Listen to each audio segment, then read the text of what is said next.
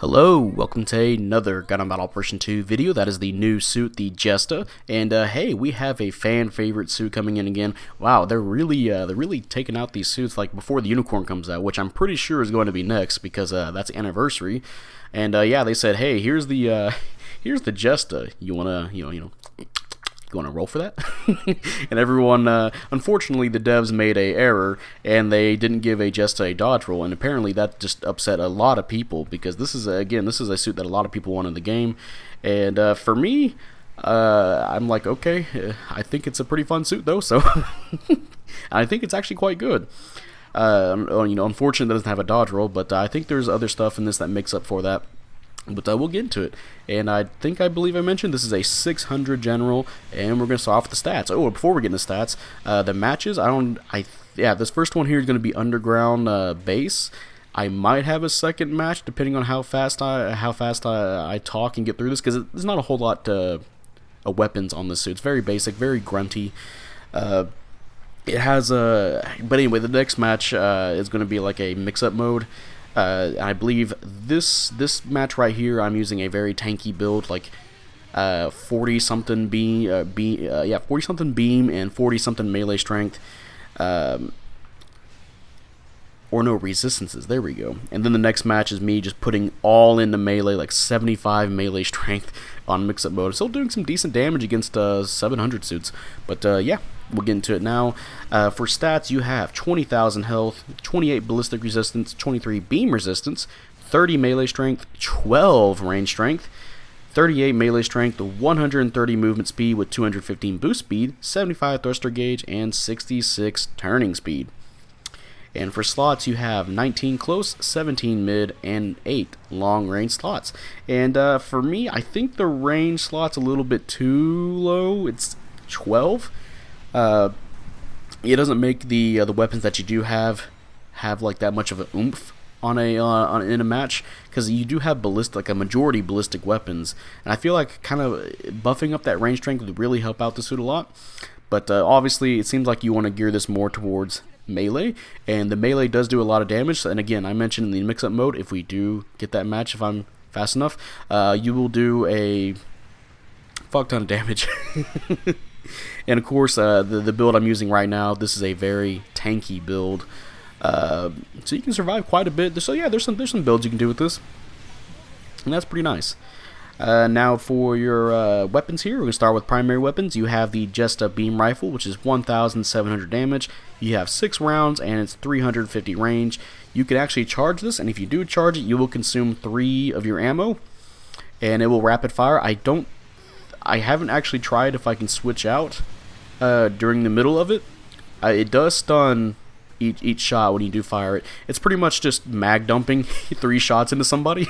So it's not. It only gives you like a little bit more damage, but yeah, you can see. I believe the beginning of that match against this term Gallus, as soon as he got out on invulnerability after getting in his suit, yeah, he was just getting first shot destroyed the shield, second shot stunned him. So yeah, there's some uses for that. Somebody does a dodge roll, you can see if you can get a rapid fire dash there, or rapid fire stun. It's good for initial damage or a finishing. And actually, no, more for finishing off somebody. So yeah, pretty decent weapon. Very basic. There's not a whole lot of omega damage. It is a beam weapon, so you're not going to get too crazy in terms of going up against doing a lot of damage against suits, right? But yeah, next weapon is the Jesta Beam Saber, which is 2,300 damage, and yeah, this is a pretty hard-hitting beam saber. It feels like you do have 2 melee swings, and yeah, if you do buff up your melee, yeah, you can definitely make some raids hurt when you hit them. Even like I said, at 200 or at 700, goddamn 200, at 700 cost, you can still do some pretty decent damage, like over 2,000 at least against like new Gundams, and still do some damage against the raids too. So it's there. I believe the downswing it shares with the new Gundam, I think. It's not the the classic Federation downswing. The all-encompassing downswing, the black hole of that downswing. But no, it's just that downswing, the new Gundam downswing. And yeah, again, like it does a lot of damage. Onto your secondary weapons now, you have the Jesta Vulcan Pod system, which is 130 damage, 40 rounds, and 150 range. These Vulcans are some pretty decent Vulcans. They will get you a stun in 20 hits. So if somehow you hit every Vulcan in your in your Vulcan system, that will get you 2 stuns.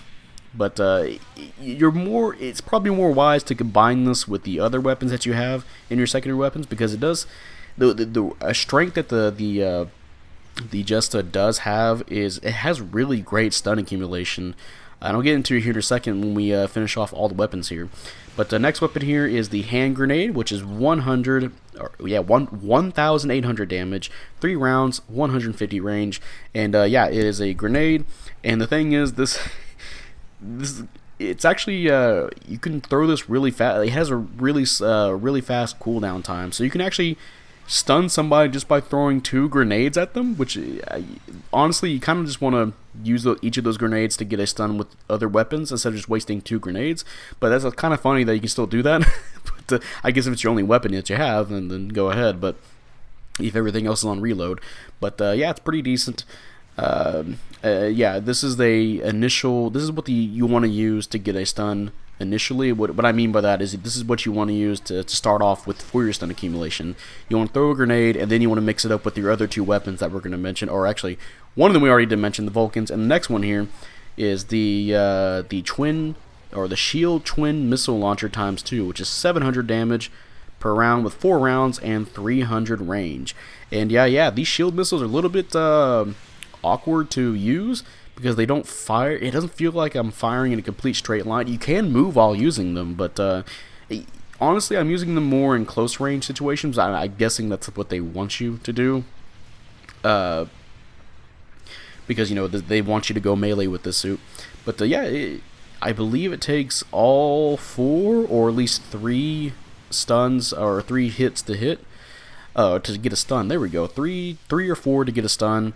But if you do use that grenade, like I mentioned before, you can actually. It only takes 1 missile. Unfortunately, every time you fire this this missile system here, it does a volley of 2, which is unfortunate because that would actually make the suit really crazy if you can just toss a grenade and get 1 stun. Only use 1 missile. That means you can get 4 potential stuns. But because of firing the volley of 2. You will only get 2 potential stuns out of that combined with the grenade, which going back to the grenade, if you do use the grenade into the Vulcans, I believe it's 3, 4, 5 Vulcan shots to get a stun. So the stun accumulation is really good on this suit, really crazy. And of course you can use that in conjunction with your beam rifle to get a stun lock. So that is pretty damn good. And you combine that with the melee, you can definitely start bugging people, throwing nades at them, get a quick stun, go up to the melee, hit them for a lot of damage, and do some follow-ups, all that good stuff. The suit's pretty good at assisting for stuns, and honestly, I mean it is a high-cost grunt suit. So you team this up with some rezels, or if you're at mix-up mode like this next match is going to be, this suit will do pretty handy. But anyway, let's get to the skills here. You have Shock Absorber level 3. Actually, no, mission completed. We got to get this through. This here first. Not on the board, but we did beat our rival. I am going to be praising the support and the Dovin Wolf. And hey, 3rd place, 3 and 2. Did get some pretty good pursuit assist. And hey, I did get something in assist. But on to the mix-up mode here. Also an underground base, because I don't know why they always choose underground base. I get it, but it's a small map, makes the matches go by faster, I guess. But I want to see something else, man. But anyway, on to the skills now. You have Shock Absorber level 3. You have Flight Control level 2. I believe that lets you do boosts and jumps in the air. You have Glide level 3, so you'll fall down slower while you're in the air. You have Blast Stabilizer, so if you're near somebody when they explode, you don't get affected by their mobile suit explosion. You have Balancers that will let you melee after boosting, which is pretty helpful. That would be kind of weird if you didn't have it at this cost and you're not a support. You have Ambac level 2. You have Melee Combo Controller that lets you get 2 melee swings. You have Force Injectors level 2. I believe that lets you take less boost while you're boosting. side to side, whatever you want to do, you know, keep rapid boosting around. Yeah, it'll take less thruster gauge off of you, which is pretty helpful because you don't have a dodge roll for for this suit. You do have radar as well. You have left shoulder buffer level 3, which is 15% less damage on your shield, which you're not holding. Your backpack, you know, is holding it for you. And the cool thing is that when you back up or, you know, you crouch, the shield will actually pull up in front of you. You actually use the shield as a shield, which unfortunately is not a shield, it's a buffer. But you do have active guard. If you guys remember the full armor Mark II, the active guard can be a pretty crazy skill in just tanking things. It's really goddamn crazy. And the thing is, this thing has active guard level 2. The full armor Mark II can take 70% less damage when using the active guard. This suit will take 80% less damage, and you combine that with the shield buffer, you can tank a whole lot if you get hit in the shield. But even then, if you get hit anywhere else on the body, that's still 80% less damage. You can just stay in a fight a long time by holding that shield button. You can, like I mentioned with the full armor Mark II, you can survive support fires, you can survive Phas beam cannons. Yeah, anything just bounces right off you. Unfortunately, a problem I have with the skill is that you can't act out of it fast enough to properly counter somebody.